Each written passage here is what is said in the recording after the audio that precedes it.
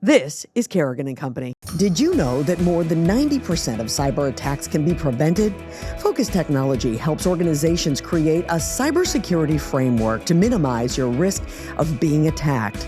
Let Focus Technology's certified team conduct an assessment to determine where the gaps are in your organization, no matter how big or small your company is. Utilizing the industry's best tools, Focus Technology's security operations team will monitor and stop bad actors before it's too late. Contact Focus Technology today at FocusTSI.com and secure your company's most valuable assets. That's FocusTSI.com. A&B Burger in Beverly and A&B Kitchen and Bar in Boston are redefining guest expectations of a casual restaurant. Both A&B restaurant locations are focused on hospitality, creative menus, and delicious food and drinks. Now, I've been to both restaurants many times and loved everything I've tried.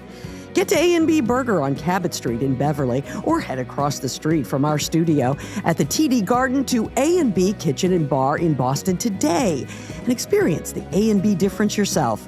I promise you're going to love it. All right. I'll second. 3, 2, and 1. Hey, everybody, it's Kim Kerrigan, and this episode of Kerrigan & Company is all about entertainment, comedy, sports, and concerts. Get ready, everybody. This is Kerrigan & Company. Company is here for you. Yes, Kerrigan & Company is here for you. Welcome, everybody, to Kerrigan & Company. So good to have you with us this week. We have got a terrific show that's brought to you by A&B Burger. Be sure you check out A&B Burger, folks. Maybe if you're headed to Fenway Park, they've got a new location there in the area. You could check it out just before the game. Or if you're lucky enough to be coming to the Garden during the playoffs here or the finals, the championship with the Celtics, be sure you check it out for a drink or maybe even watch the game from there across the street from the Garden at A&B Burger. I'm very excited about today's show because we're talking about fun things to do throughout the summer months. And of course, a really fun thing to do, and that's not just in the summer, but it's one that you certainly can do right now, is to see a comedy show. I love to see them and recently saw the woman who's keeping me company today. Christine Hurley is with me.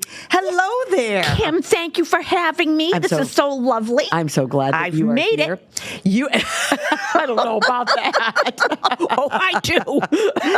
Christine, I saw Christine back in, I think it was late March, early April. I think so. I was over at Giggles, and we giggled really, really hard. I must tell you. And then you were kind enough to come out and see me after the show was over, and we had an adult beverage. It was lovely. It was lovely. I got to feast my eyes on the lovely Randy. You did. It was a win-win. Win-win. For people who have never seen you, first, if you're from the area, right. You're from Plymouth. Yes, I'm from Plymouth, yeah. But people who have not seen you, first off, if you haven't seen her in concert, you're making a mistake. Oh, honey, so you got to go and see her because she's just great fun. In a few minutes, I'm going to tell you why I think you're so fun. But tell everybody your backstory because it really is a great story. It's a good story. Growing, let's start with Jimmy Hurley. My husband, Jimmy Hurley. We met when I was 16. He was 17. We're high school sweethearts. I met him at a house party. I went to Cardinal Spellman High School in Brockton. He went to Archbishop Williams in Braintree. The night before Thanksgiving, we were playing each other Thanksgiving football. The night before, they sent all the Spellman girls to put the toilet paper in the trees at the Archbishop Williams place. Jimmy Hurley came out on his front porch in Randolph, Massachusetts. I said to my girlfriend, stick a fork in me. I am going to fake a pregnancy until I nail that leprechaun. He is all mine. Step aside, ladies. So I defrauded him for many years. And finally, we walked down the aisle 36 years ago today. Oh, well, congratulations, for goodness 36 years ago today, we got married. So we got married. We have the kids. We have the 5 kids. And due to a severe, I was just depressed.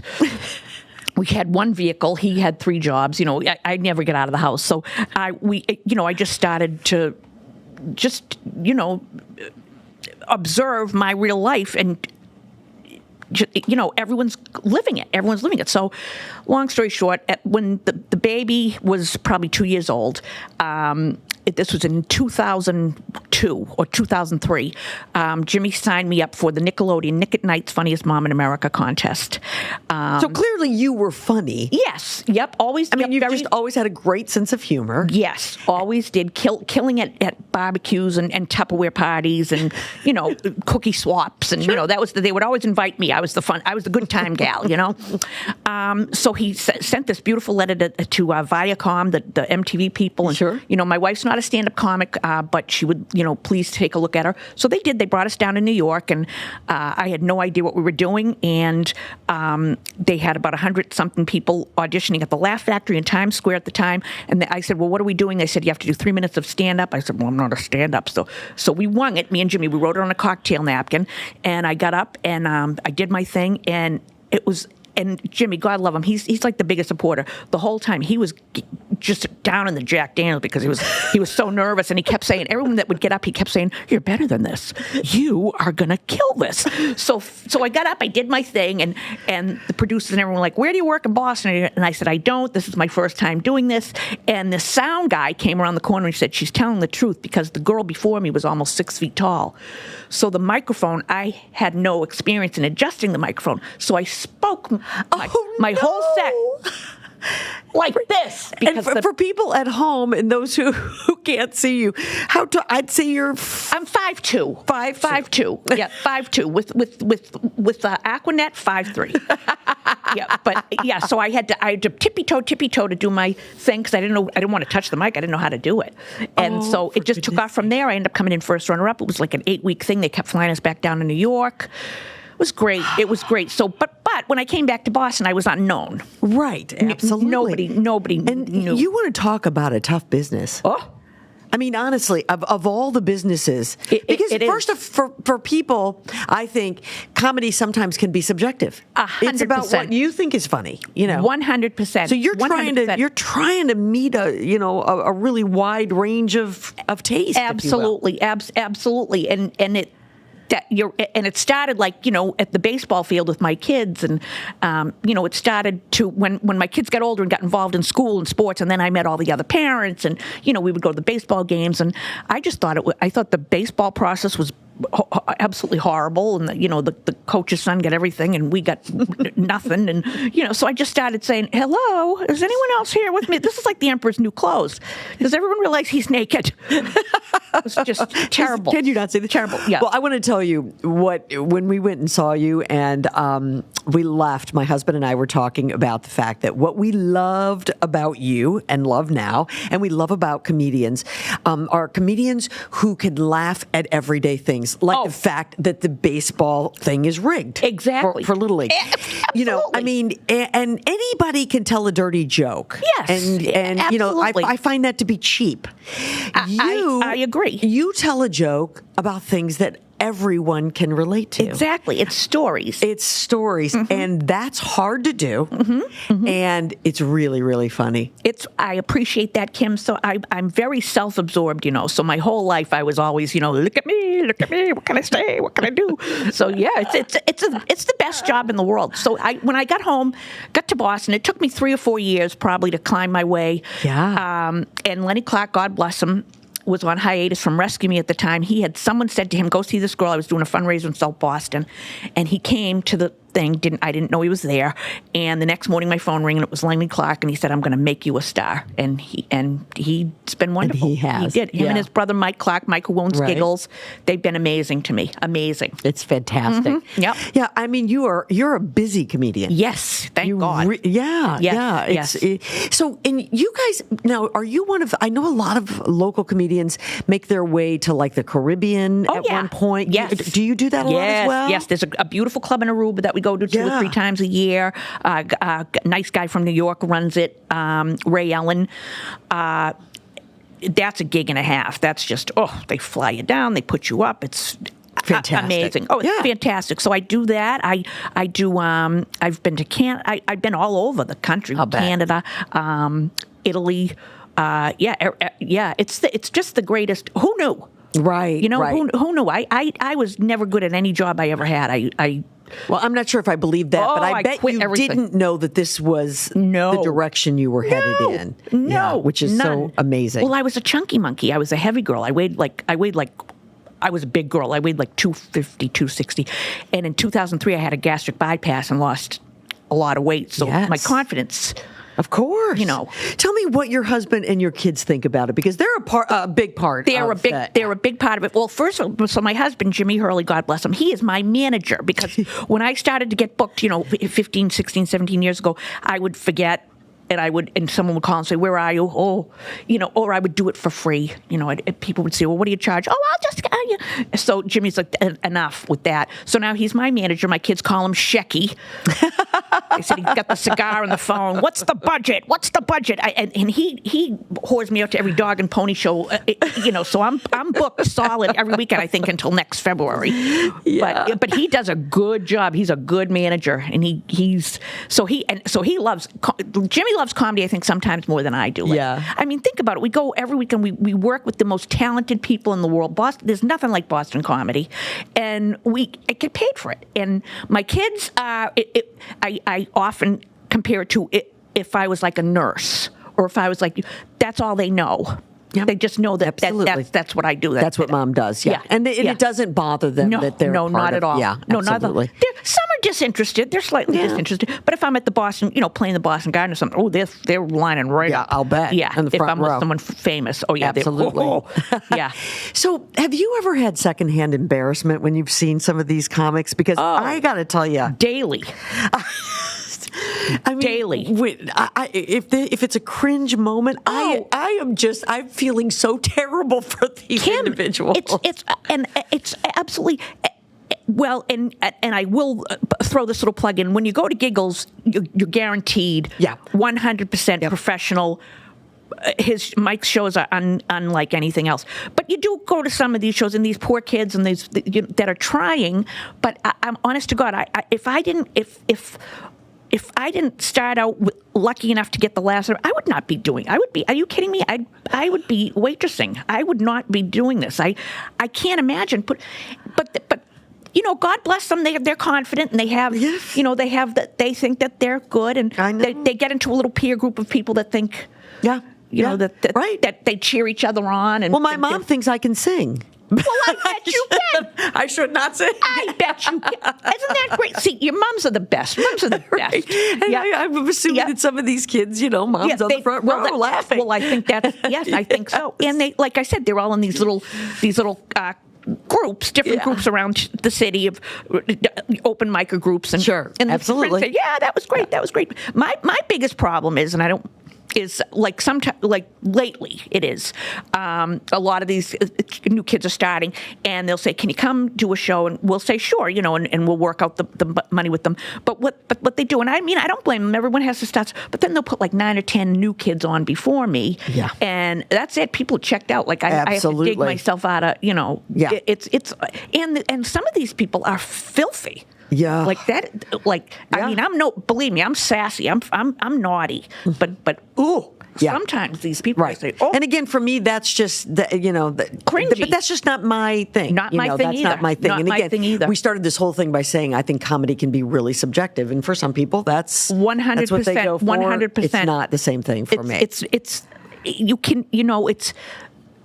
I don't know if it's just the sophomoric of these young kids, but and they all, like I said, pump each other up. But oh my God, absolutely. Some of it I just say, no. I know. A couple times we've been at open mics, and I just look at Jimmy and say, I'm out. We have to go. We got to go. So let me ask you, how frequently are you changing up the show? Oh, well, I'm a bit lazy. I will say I'm a bit lazy, semi-hacky. So I have probably a library. I have probably like a little over an hour of a library, of like a card catalog here. So no matter where I go, I kind of try to play to the audience, but I pretty much stick to the same stuff. But I do try. Tony V, my dear friend Tony V, gives the best advice. If you can write 5 new minutes a year. Mm-hmm. That's pretty good. Yeah. That's pretty good. So I have been incorporating. I have been trying to be more observant instead of resting on my laurels, because I do work so much that now, the same people are coming back. And absolutely. Got to double up. You got to double up. Yep. I want to tell you, I said this to Lenny, who is my friend as well. I said to Lenny, I think comics are very smart. Thank you, honey. Would you agree, though? Yes. You must be smart to pull up things in your mind. You just said I have an hour, I don't have an hour of anything in my mind. So, I'm lucky if I remembered the last hour. So, it really takes a smart person to stay on track, and you're thrown off track because you have the idiots in the crowd. You are thrown off track a lot. You're right. A lot. I just think it's really incredibly impressive. Thank you, Kim. Thank you. That's very. We are. I think comedians. I think we, like Jimmy would say to me all the time. So he's like the Monday morning quarterback, and he'll watch the comedy shows on Netflix or whatever, and he just, you're better than, and you just, it's so frustrating, but. Where the heck was I going with this? Oh, for the love of God. What were we talking about? Well, that's okay. Well, let me just say this. It's all about timing, too. Oh, and I think you are so good at that. I was just watching a bit, and I had not seen it when I saw you in person, and you're talking about doing some adult classes to get yourself out of the house. Yes. And you drop the first, there's 2 or 3 punchlines associated with it, and you drop the first one, and you let it breathe. I think that's another thing that comics have to really learn is the ability to let something breathe. And that takes confidence, I think. That does. It's very, that can be very tricky, but I was lucky. I kind of had that. And I'm just a lucky girl. I love my job. I love my coworkers. It's just great. And it's something that Jimmy and I get to do together, which is nice. So fun. That's so great. And then I get him a hooker for his birthday every year. There you have it. It's just that simple. Coming up. Wow. Simple. Everybody wanted to be you till they found out about Jimmy. Now they all want to be him. Exactly. Right? Oh, he's a lucky guy. Christine Hurley is with me. And Christine, we do this really fun thing. It's called our Fast Five. Okay. So you have to answer 5 questions within 30 seconds. That's all 5, not 30 seconds per. You got it. I can do this, Kim. Our former governor was here, and he was like, do I have to do them all? Yes, that's how you have to do it. And it's our Focus Technology Fast 5. Focus Technology is your trusted IT partner for cybersecurity, cloud, and managed services. So if you are ready. I'm ready, honey. Here we go. Are you a morning person, Christine, or are you a night owl? I am a night owl. Yeah. What do you do on those? Can you readjust on the days that you're not working, or do you just stay up half the night? No, I stay up half the night. I bet you do. Yep. I'm a late sleeper. Yep. Yep. Yeah. Do you like male comedians or female comedians? I'll tell you, I probably like more male comedians, but the females that I love are out of this world. Incomparable. Who's your favorite? This is like asking you to say my favorite, one of your kids, right? I would say, I know. Oh, God, for women, for female. Becky Robinson. Becky Robinson. Look her up, the Entitled Housewife. She is my number one. She's my number one favorite all-around comedian right now. Wow. Becky Robinson, the Entitled Housewife. She was just at the Wilbur, did 2 shows, sold out at the Wilbur. She had Jimmy and I come as VIPs. She is, I would kill to have just a pinky thimbleful of her amazing talent. Everybody, you heard it here. Becky Robinson. Check her out. Most important fire safety tip. Stop, drop, and roll. If you haven't seen the act, now you know where it's going. Oh, yeah. And get a bucket of chicken. That's most important. You'll know why. And if you were doing this, what would you be doing? I think I'd be a nurse. Would you? Yeah. I think so. I think Jimmy used to always say to me, my head was so full of useless knowledge, I could cure AIDS in like an afternoon. Like I think that I would love to like be a nurse and take care of people, although I don't care for many people. But I do think that I would like to be a nurse. I think I was a mother for so long, and the kid. I think that's what I would do. I think that's what I can put a Band-Aid on like nobody's business. I bet you can.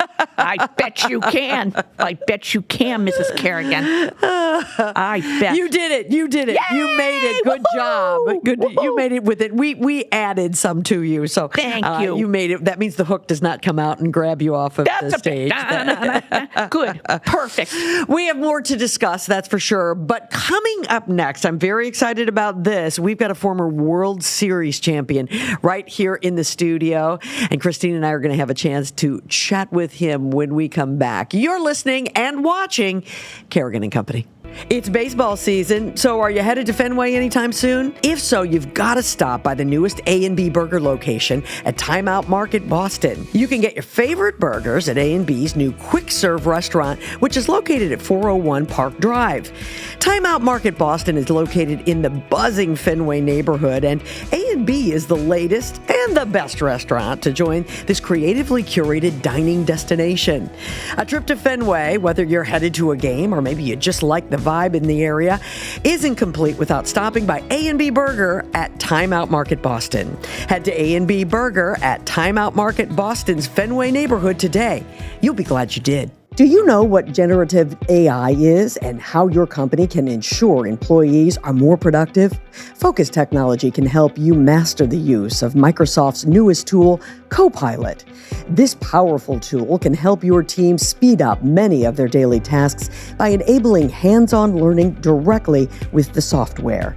It can summarize long emails, generate drafts of long documents, and search for answers to key questions. Copilot represents a unique opportunity for businesses to accelerate their understanding of what generative AI can deliver for their company. Contact Focus Technology today to learn more at FocusTSI.com and bring your organization into the AI revolution. That's FocusTSI.com. Attention all you fashionistas, I've got a secret that I'm about to share. It's a fabulous clothing boutique located in Marblehead, Massachusetts, called All Chic at 152. Now, I'm a regular there, and quite frankly, I'm constantly asked, where do I get my clothes? If you're ready to elevate your style game, this is the place for you. The staff selects on-trend, unique styles from Europe, Canada, and right here in the United States. The beautiful store is filled with hand-picked clothing, as well as shoes and accessories. Anyone who tells you have to break the bank to look great obviously hasn't shopped at All Chic at 152. That's All Chic at 152, located at 152 Washington Street in Marblehead, Massachusetts.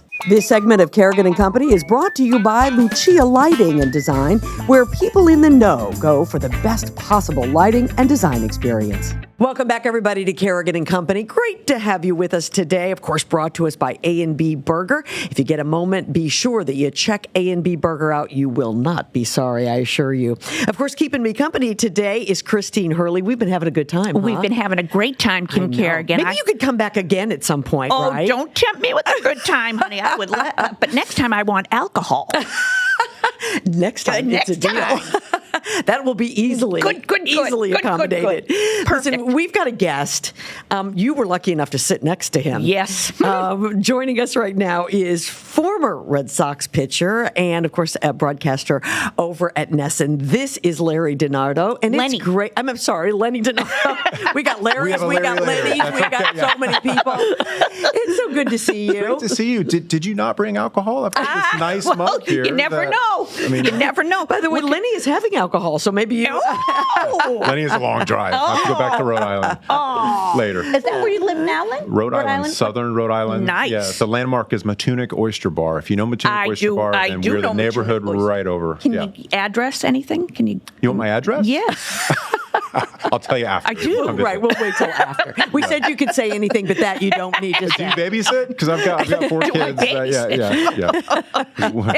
Yes, I do. I've heard you have a few of your own. I've got a few of my own. Yes, absolutely. I'm like a baby Pez dispenser. We asked Lenny when he came in, will you be traveling with the team? And he goes, yeah, I travel each and every time they play at home for 2 hours to get from Southern. Travel. That's said, yeah, travel. that's probably enough. That's for travel. sure. Typically an hour 45, 2 hours from my house to Fenway or our studios in Watertown. Took me 3 hours this morning with traffic, though, which is a bit much. Isn't that Which fun? Actually makes you a saint. I'm almost positive. I think so. I'll take it.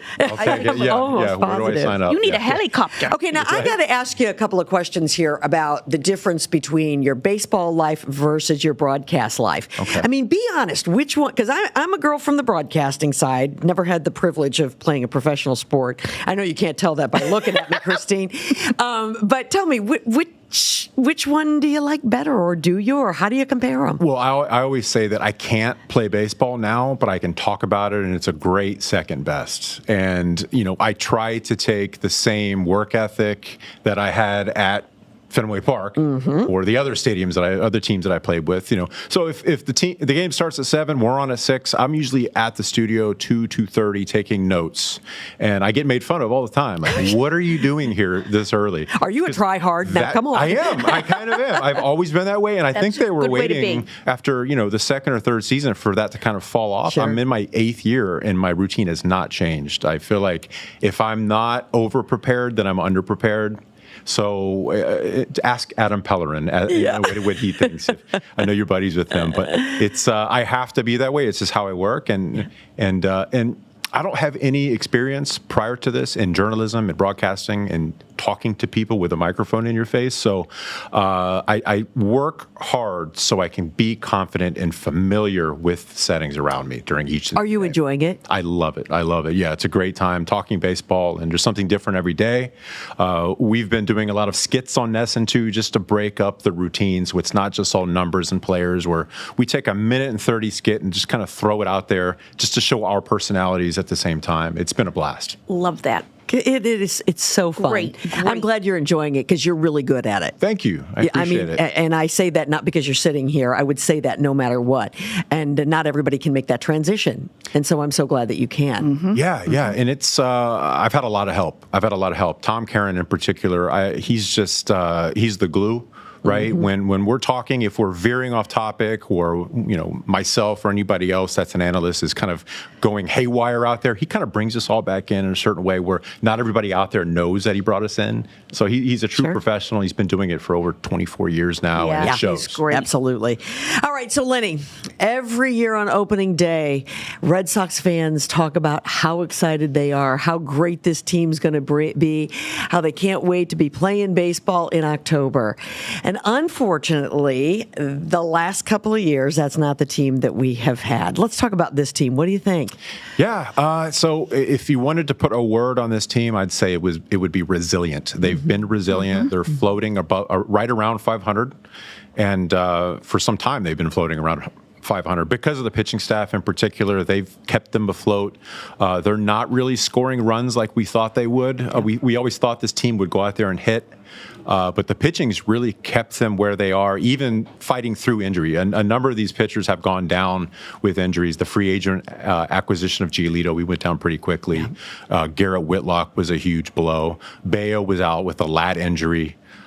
So he's back now, but and even Pivetta was out for a little bit too. And these are guys that they need to post day in and day out. And a lot of guys have really stepped up, like Cooper Criswell has done an outstanding job. Tanner Houck's been amazing this season. And if they can score 4 or 5 runs rather than 3.5, that's the difference between going out there and winning 78 games for a third year in a row, or maybe 85. If they're 85 or 88 wins, somewhere around there, and if they get hot at the end of the season, they actually have a shot to go out there and make a run. But we'll just have to see. Yeah. You were part of the 2004 team. Anything you want to share with us, by the way? What would you like to know? Yeah. I forgot I brought this. Yeah, so I brought my ring. That's a little bit of hardware. I have to switch arms so one arm doesn't get bulky. I was going to say. Would you like to hold on to this? Well, all right. Okay. I guess we're going steady now, Len. I would keep an eye on her. You saw what Vladimir Putin did to Bob Kraft. Let me get that Remember back. that with Bob I'd be Kraft? very careful if I were you. Yep, Yeah. exactly. Talk about that 2004 team. It was, we were talking before about how it was really a lightning in a bottle situation. And Theo Epstein to be able to put together a club in 2004 and then another one with the Cubs.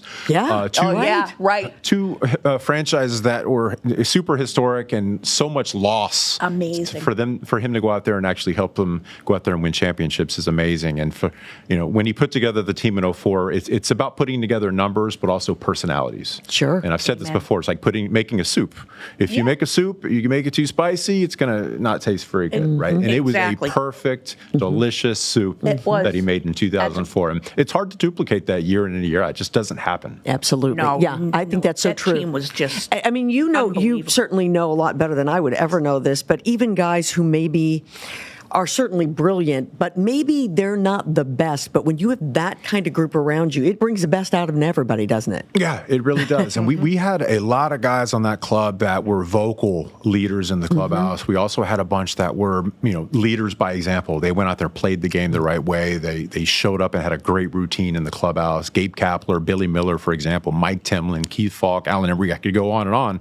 These are guys that really showed me as a 24-year-old player at the time who, at that time when I was a Rule 5 pick for the Red Sox, I didn't pitch above Double-A prior to that in the New York Mets organization. So for me, there was a lot of on-the-job learning. I needed a veteran presence around me to kind of steer me in the right direction, to show me what to do, what not to do.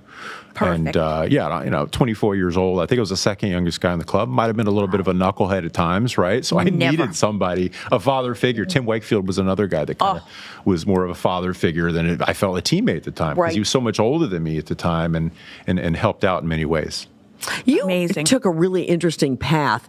You were actually drafted by the Red Sox, and you chose to go to college. I did, yeah. Out of high school, I was drafted by the Red Sox in the 10th round. And it was a tough decision because 10th round's not too shabby. No, it's not. And it's a gamble going to college. And I went to a 4-year university, so I was ineligible to be drafted again for 3 years. And a lot can happen, especially to pitchers in 3 seasons. Absolutely. And I felt like emotionally, physically, mentally, I could get stronger.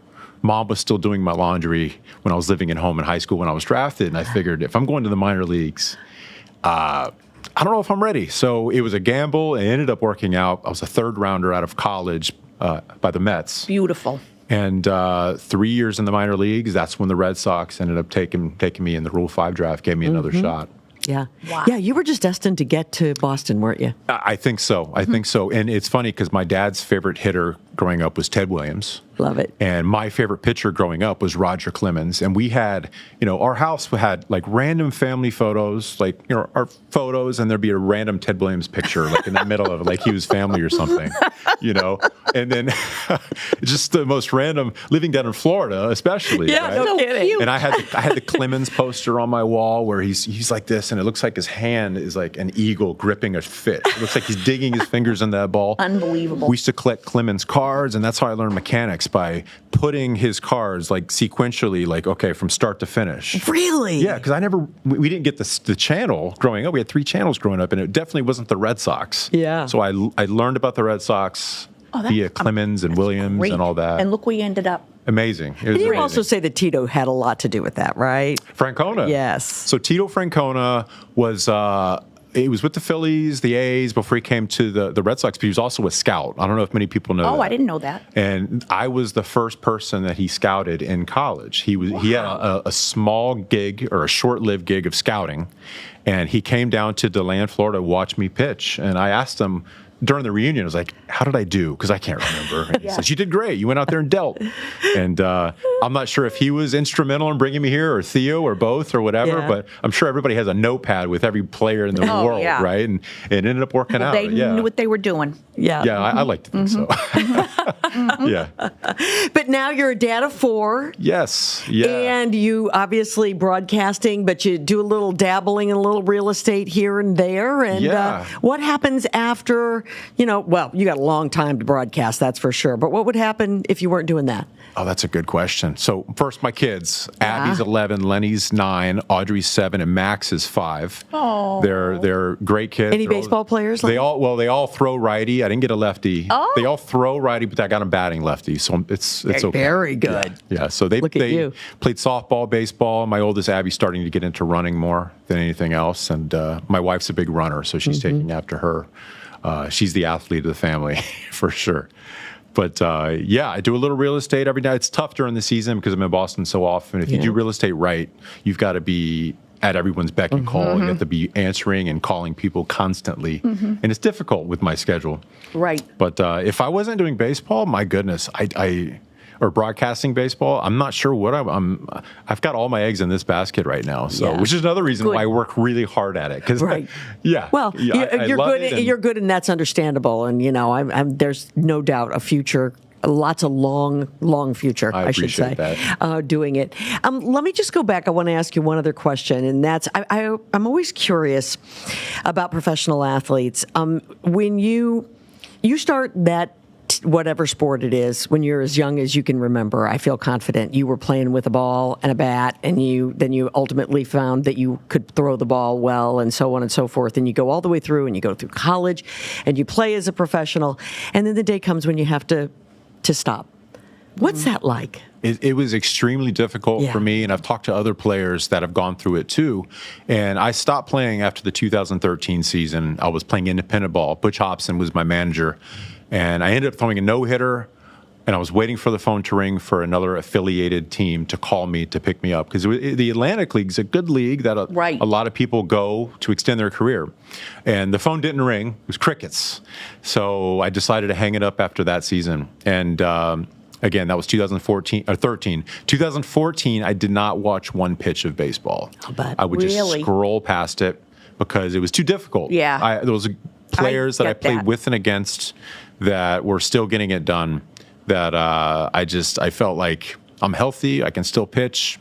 Why didn't the phone ring? I was kind of giving myself a little bit of a pity party, to be honest, and a little bit of a depression, to be honest. It was difficult. It was very, very difficult. You bet. It's your whole life. Since I was 5 years old, this is what I knew. And to be honest, a lot of my self-confidence was attributed to how I did on the baseball field. Of course. I can Which see is, that. It shouldn't be that way, but it kind of was. Human nature, that of course. It's your thing. And let's see, 2015, we moved up to Rhode Island, and I started to get calls from the Red Sox to do different events, just kind of dip my toe in the water a little bit. And 2017, Tom Caron asked me if I would ever consider going on TV. Great. And I have a policy where I just don't say no to opportunities. I just don't do it. There you if go. anything opens itself up, I'm going to do it. Yeah. Perfect. It's just how I am. And haven't looked back. It's been great. And, well, I think that you must be a great counselor for players, who maybe have career-ending injuries, or players who just need somebody to talk to about that, because I can only imagine that is the case. Your experience is one that most professional athletes have when the time comes. Yeah, and I haven't actively reached out to any players to talk about it, but I can absolutely be a resource to help out. And, I worked my way through it. I had help from family and friends around me, and it wasn't so bad to where, I was really depressed. I was just sad. Something was taken away from me. That's 100%. And kids help too. When you want to play ball with them and coach them, and I do pitching lessons as well, and that helps keep me in the game too. I get to pass on some of the knowledge and information that I Do you coach any of your kids? Do you coach? I help out. You help out. I haven't managed because of my schedule. If I can't manage, if I can't be there every game, then I can't really manage. But if I'm not working, then I'm there. Yeah. Perfect. So, do yourself a favor. Yeah. Keep it just the way you're doing it now. Exactly. Do you have an hour? Right. Yeah. Lenny, it's been so fun to have you here. I appreciate Thank it. you Thanks for very, having me. very This has much been fun. for being a part of the show. Continued success. You are the perfect example of what a professional athlete can become and how great you can be. So continued success. Amen. And for the Red Sox too, huh? Let's see what we can do. Let's go, Red Sox. I want to continue to work into October. So let's go Sox. Yeah, I want to see a good team. Absolutely. Absolutely. Yeah, in the postseason. You bet. So a fun thing to do this summer, why not head out to Fenway Park and see a Red Sox game? And if you're lucky enough, maybe you'll see Lenny along the sidelines, or probably not. You'll probably be in the studio. But I wander around pregame. I do. I love it. All right. Lenny, thanks so very much. Thank you. You're listening to Kerrigan and Company. Longer days that melt into warm summer nights. It's my favorite time of year. I love to spend time on my patio with family and friends, or just curled up in a chair with a good book. However, you can't read or entertain in the dark. That's where my friends at Lucia Lighting and Design come in. Whether you're changing fixtures to enhance the beauty of your property or thinking about safety and security, the experts at Lucia Lighting will help you find the perfect outdoor lighting for you. Get started by scrolling scrolling through their website at lucialighting.com and then make an appointment to visit their magnificent showroom located in Lynn, Massachusetts. If you've been waiting for Mother Nature to flip the switch on spring to update your wardrobe, now is the time. And I've got the perfect place for you to find all the newest styles. All Chic at 152 in Marblehead, Massachusetts. When you step into the beautiful boutique on Washington Street, it's like shopping a rainbow. The collections are perfectly organized and the vibe is upbeat. Quality, style, and savings. That's the All Chic mantra for casual chic to elegant ensembles. Remember, when it comes to style, it's All Chic at 152. 152 Washington Street in Marblehead, Massachusetts. If you like rum, you're going to love Rumson's Rum, New England's most award-winning rum brand. Rumson creates distinctive and savory flavor profiles by hand-selecting and marrying the finest barrel-aged Caribbean rums. The spirits are then blended and finished in the New England Rum House. Choose from Rumson's Gold, Spiced, Grand Reserve, or Coffee Rum, which is smooth and sweet with a warm roasted coffee flavor, a hint of vanilla, and a decadent buttery finish. Find Rumson's at liquor stores or ask for it at your favorite restaurant. Learn more at rumsons.com. That's rumsons.com. Rumsons. Life lived, life enjoyed. This segment of Kerrigan and Company is brought to you by Bill Haney's North Shore Music Theater. Get your tickets to see Fiddler on the Roof, playing now through June the 16th at nmst.org. And welcome back, everybody. This is Kerrigan and Company, brought to us by A&B Burger. We're having a great time today, talking about fun things to do over the course of the summer. Of course, you can catch a great comedy show with my co-host, Christine Hurley. Thank you, Kim. Absolutely. Mm-hmm. Or as we were just, having a chat with Lenny, and you can get out to see a baseball game. But if you'd like to go to Fenway Park and maybe baseball's not your thing, then maybe you'd like to go for a concert. And the concert series at Fenway Park is always spectacular. And joining us is the man behind it, which is, I think, a really, really exciting thing. Larry Cancro, he is the Senior Vice President of Concerts and Entertainment at Fenway Park. It's great to see you. Thank you for having me here. We're so glad you just said something that I think Christine and I both were so surprised. You've been with the team much longer than there's been concerts. Yeah, actually, I think I'm the longest standing full-time employee. I started in 85. Wow. Really? Yeah. Wow, Larry. What did you do with them in the beginning? I was Director of Sales and Marketing and then Vice President of Sales and Marketing. And so I've done a lot of exciting things. Most people say the most notable thing is I'm the creator of Wally the Green Monster. But Larry! I think I've done other things beyond that. Well, that's a pretty good one. I think Yeah, so. That's a memorable one. That is a memorable And one. Where'd you come up with that, if that's the case? Well, here was my thinking on it. A lot of times you want to make a visit to a hospital or to some, Little League baseball team, and you can't always get a player. Sometimes they're on the road, sometimes they're busy. Right. They have their own lives. And I thought, why not have something that represents the team that can be even more recognizable than a player? Because in a lot of cases, kids don't know one player from another. Sure. They just recognize the uniform. Right. So we created Wally to be fun, approachable, nice, not dominant on the field like the San Diego Chicken was. Okay. Although he was great, it wasn't our cup of tea here in Boston. And so, we now have that figure that everyone recognizes. I mean, everyone Absolutely. recognizes him. It's crazy. Yeah. Oh, that is so fun. Who knew? Good for you. Yeah. So a lot of other things. The Jersey Street experience was something I worked on. Fantastic. And, I can't even tell you all the things. Well, listen, if you've been responsible for making the experience what it is today, then you've done a lot, because the experience at Fenway Park is a special one. We bring family, we bring friends who from out of town, and everybody always goes home saying there's something very special about the experience at Fenway Park. It's almost impossible to put a finger on. And, when we were refurbishing the ballpark, I worked with Janet Marie Smith, who I had met by accident when she came to look at Fenway before she built Camden Yards. So she and I were friends. And, I found this woman just staring at the beams and everything in the ballpark. And I said, can I help you? And she said, oh, I'm just trying to figure out what makes Fenway Park so great. And we spent the next 6 hours together. I love that. great. Yeah, That's great. and we've been friends ever since. That's great. Yeah. Well, let's talk about the concert series, because Christine and I both were saying, I mean, a concert at Fenway Park is it just makes you feel so connected to the community. It's a very Boston Quintessential experience. Yes, it is. Yeah. It absolutely is. Very exciting. Where did that start? So when the new ownership came, they asked if anyone knew anybody that could help us with concerts. And one of my best friends and hockey buddies is Don Law. We go to all the BU hockey games together and had been friends for many years at that point. And I said to Don, do you think we can work something out? And he said, well, we're going to have to get the right act. We're going to have to figure out the it's going to be a lot of work, but let's see what we can do. Like a month later, I would say, I'm sitting in a suite with George Travis, who's instrumental in the Bruce Springsteen tours. And I'm just laughing with him and talking with him, and he says, have you ever thought of doing a concert here? And I said, yeah, we're trying to do a concert here. And we walked over the window of the suite, and we're looking. He goes, I think I know how to make this work, one thing and another. Wow. And I said, how about if we call Don? He knows Don very well.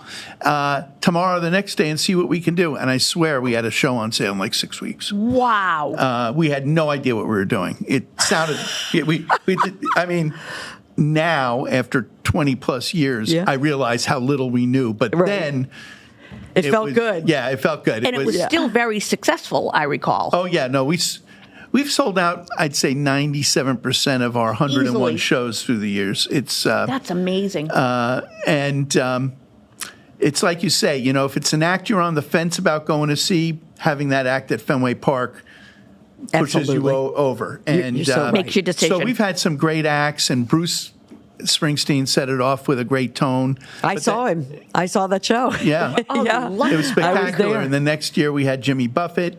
Yep. The next year we had the Rolling Stones, and they had the largest stage ever for any act up until that time. Yep. And we learned a lot because we had to replace 2/3 of the outfield grass in one day. I bet.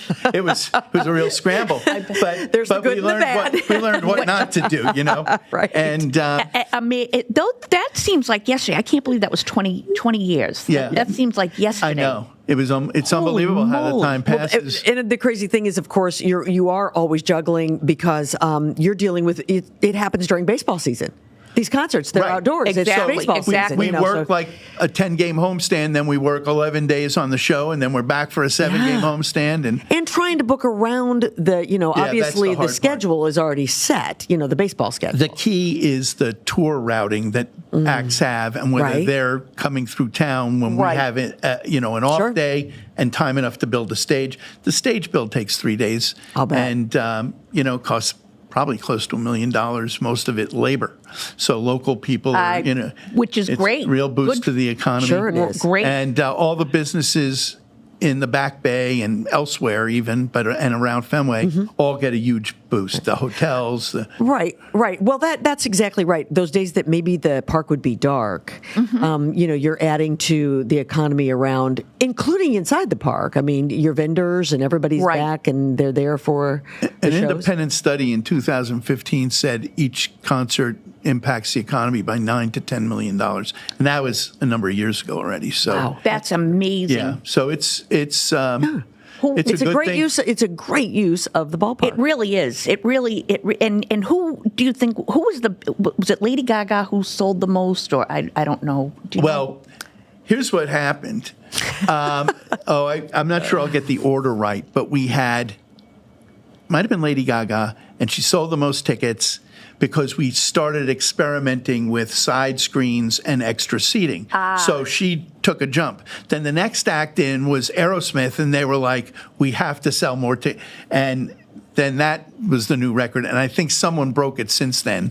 And but we can do close to 39,000 people now for a show. And The great part of that too, Larry, is that then you bring in great acts because And it's a the big other enough thing venue. is, most stadiums are, of course, rectangular and arenas. And the difference here is when they stand on the stage, first one to notice this was Jimmy Buffett the second year.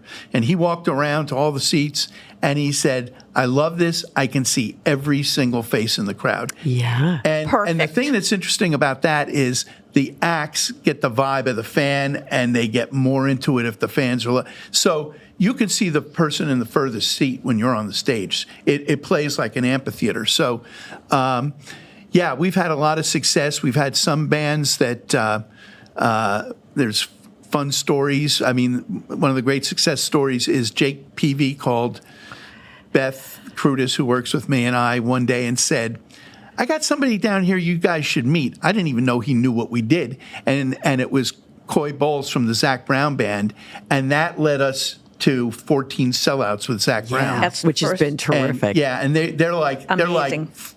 close friends at this point. And there've been other interesting stories that pop into my mind. You no doubt have had some acts that have been a little difficult when they came to Fenway Park, yes? Do tell. I'm going to tell you a good one first, and then Okay, good story first, right? I probably won't say anything bad about anybody. But there are some that are more businesslike, and it's just another venue for them. But most of them love being at Fenway Right. Park. I mean, I was surprised. Tom Petty admitted he wasn't a baseball fan, and it was one of the most incredible experiences, especially when he went into the Green Monster and saw quotes from Tom Petty. One of our former scoreboard operators was a huge fan, so he put up quotes like "the waiting is the hardest part" and all this. So it's all on a YouTube documentary that Tom did for that show. Wow. But other examples of fun things like that. My daughter at the time worked at House of Blues, and an act she wasn't aware of, it was actually the first stop on their first tour, asked if there was a way to get into the ballpark. So she called me, and I said, who is it? And she said, these guys from Florida Georgia Line. I said, well, they're going to be big, so send them on over. And they came over, and they took a tour, and they did an Instagram post. And I said, take a look at these pictures of our concert crowds, because you'll be playing here someday. And they said, oh, we'll never be able to draw that many people. 3 years later, they headlined. Yeah. And they mentioned the tour, and that, we said expect to be here, and they showed their Instagram post. That's awesome. Yeah, so that was pretty Great. cool. That is so and, great.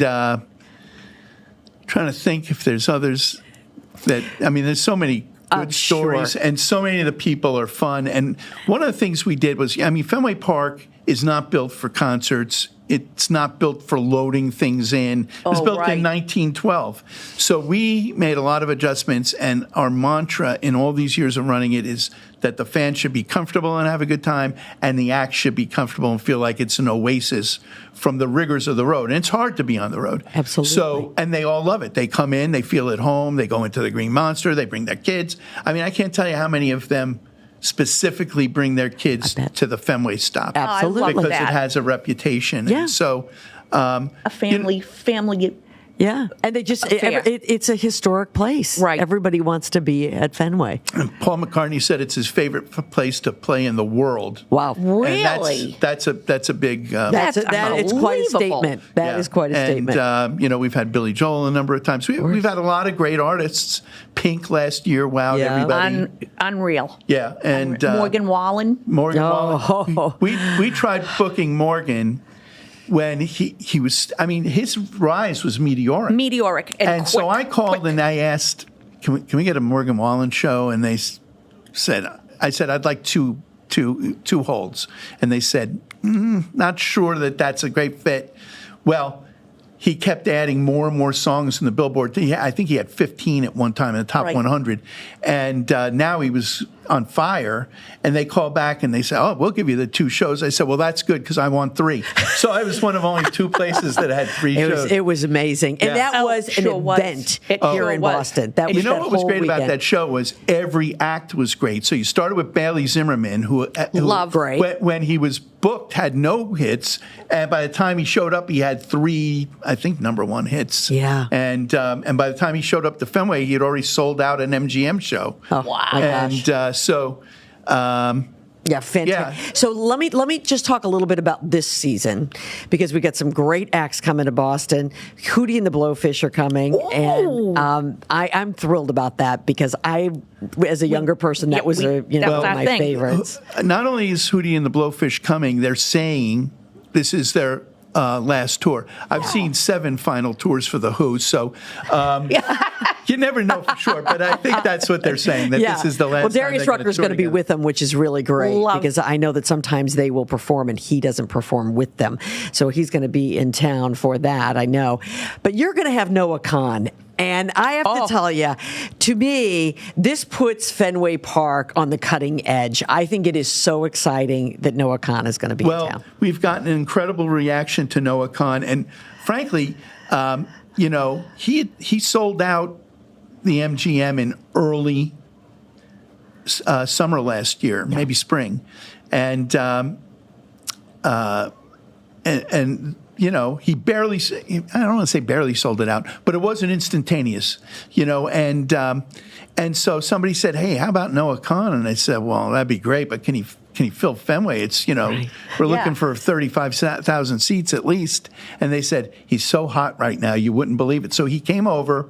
He lives in Watertown. I mean, it's, and I didn't know that. He drove over, and we did all these promos. You'll notice all the promos. He's wearing a Red Sox jersey and everything. I love that. And like that, they sold out. Same thing with Lana Del Rey. It was unbelievable. Right. And so what you find is that, I mean, one of the most interesting things about concerts is every single act's audience is different than every other. So it's not like there's a standard country audience. Right. Because they're very different from one to another. I mean, it's almost like they have a specific demographic. Yeah. And you got to cater to that demographic. So we're learning that more and more. But it's going to be an interesting summer, and we have some other good acts. We have Kane Brown coming back for the second year. Love Kane Brown. Yeah, I love Kane Brown too. Great. Yeah. Foo Fighters, Blink 182, Def Leppard and Journey, Green Day, and 2 Pearl Jam shows. Right. What's right. happening? Yeah. Lenny was and just we're gonna saying he have was going to one see. more coming. Yeah. Lenny said, a surprise guest. Yes. Well, I can't say who it is, but we're Okay. going to be announcing it in the next 2 weeks, probably. Okay, great. Yeah, Lenny was saying amazing. he was going to see Pearl Jam. He went to see them again. He had seen them once before. Oh, they're when they amazing. were there. Listen, I want to just change gears real quickly before you leave us here today, Larry. I know that you're very intimately involved with Melmark. Tell our audience about that organization and why it's important to you. Well, I have a daughter with severe autism. My other daughter I mentioned a couple of times. She's the general manager of the MGM Music Hall. But my daughter needs 24/7 care, and she's she's wonderful, and she's funny in her own way and everything. But she's nonverbal, and there's no possibility she could take care of herself. And we searched for the right placement for her, and we found Melmark. At about the same time I was becoming active in the autism community, I was doing work with GBARC. I was doing work with, I was a co-founder of Autism Speaks New England. I was their chairman for 20 years. So it's a community that has been helped a lot in the last 25, 30 years. The service is available now compared to when Lisa was born. It's unbelievable. We worked on the ARICA bill that helped get medical care for people with autism. So, but as far as I know, and I do look at this a lot, Melmark is one of the best providers in America for the severely developmentally disabled. And my daughter lives in a house. She has a nice life. She enjoys herself. She comes home on weekends, but she loves, swimming. She loves going horseback riding, whatever she can do. Great. And so there's 3 Melmark locations. There's 3 in Massachusetts, Stoughton, Andover, and then the Adult Services Center, which is in Lawrence right now. And then we have a well-established location in Pennsylvania.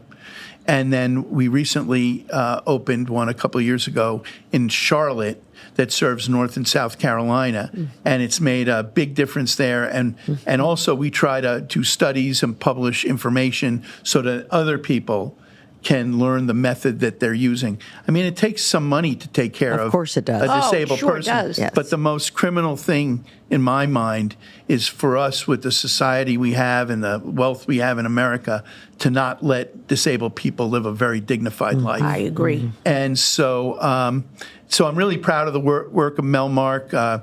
Our CEO, Rita Gardner, is one of the best in the business. The whole staff is outstanding.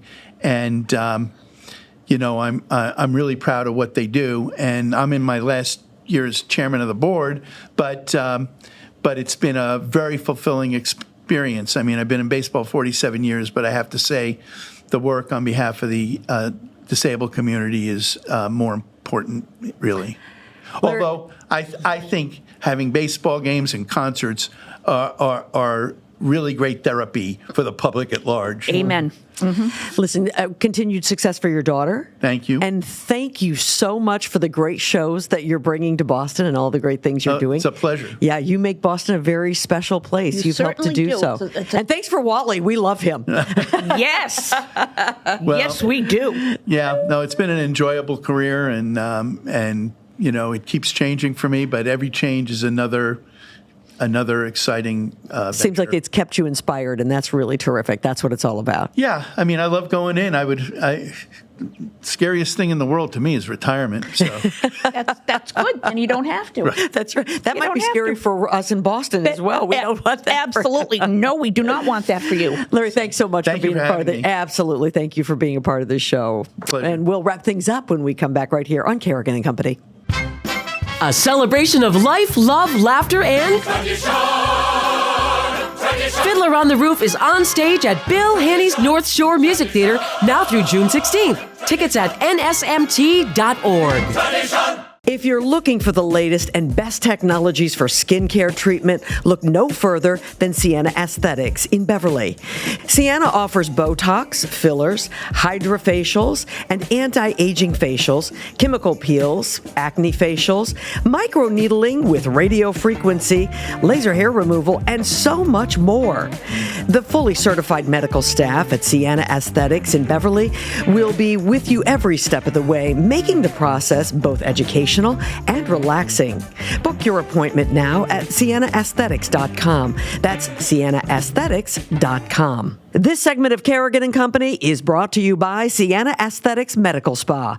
Take years off your face with the very latest technologies at Sienna Aesthetics in Beverly. Well, we're going to wrap things up here on Kerrigan and Company today, brought to you by A&B Burger. Keeping me company today, Christine Hurley. Oh, it has been so much fun to have you A delight. here. A delight. I mean, to be honestly, here. I said this at the beginning, and I mean it. I wish you would come back. I hope you will. Oh, tell me the time. I'll be here. Absolutely. This is so. I'm honored to be here. Actually. Well, Thank that's you. very kind Thank of you to very, say. very much. I always wrap up asking maybe a question that I haven't asked so far, and I'm going to ask you a question that I asked our friend Lenny Clark, and he was actually kind of stumped by this. But let me ask you this: what do you think is funny? What do I think is funny? Truth. Truth. I like that. I